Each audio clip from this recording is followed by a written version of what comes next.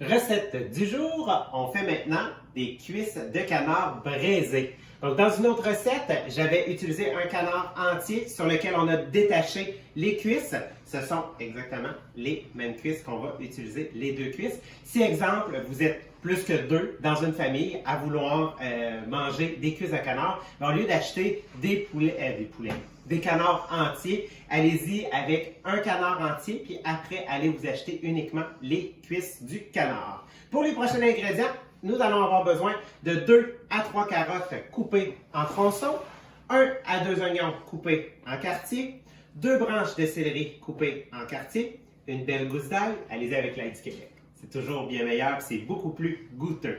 On y va avec un beau bouquet de fines herbes. Donc, en ce moment, on a décidé d'y aller avec du romarin, avec du thym ainsi que du persil frais, toujours meilleur aussi, qu'on va mettre à la fin dans la cuisson.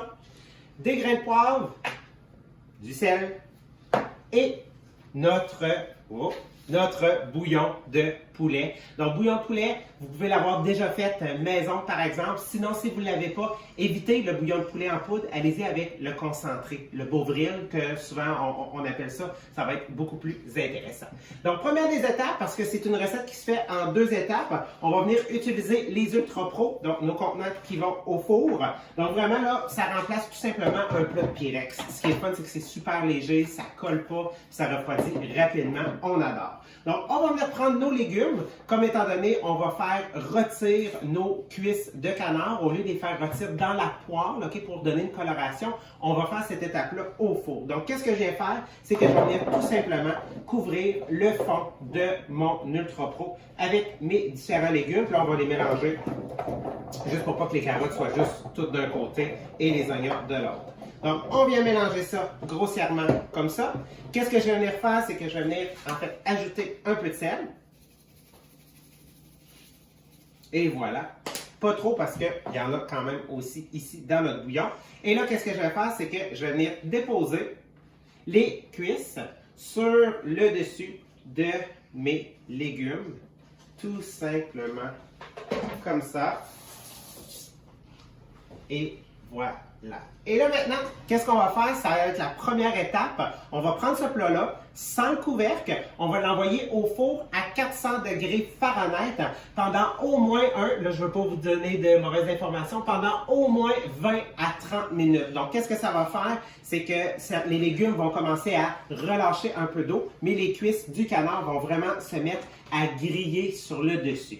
Après le 20 à 30 minutes, quand vous trouvez que les cuisses de canard ont vraiment une belle coloration grillée, un peu comme on retrouverait dans une poêle, qu'est-ce que vous faites? C'est que vous allez sortir le contenant du four conventionnel. Vous allez venir ajouter vos grains de poivre. Même, je vous dirais, on va les mettre tout de suite. Fait que ça, vous pouvez les mettre soit au début ou soit à la dernière étape. Et là, vous allez venir ajouter aussi le bouquet de fines herbes fraîches par-dessus et vous allez venir couvrir du bouillon de poulet. Et pour terminer, la dernière étape, il faut avoir le couvercle. Okay? Et comme c'est braisé, comme un mijoté, il va falloir réduire la puissance du four conventionnel. On va le réduire à 275 Fahrenheit et là, tu l'oublies.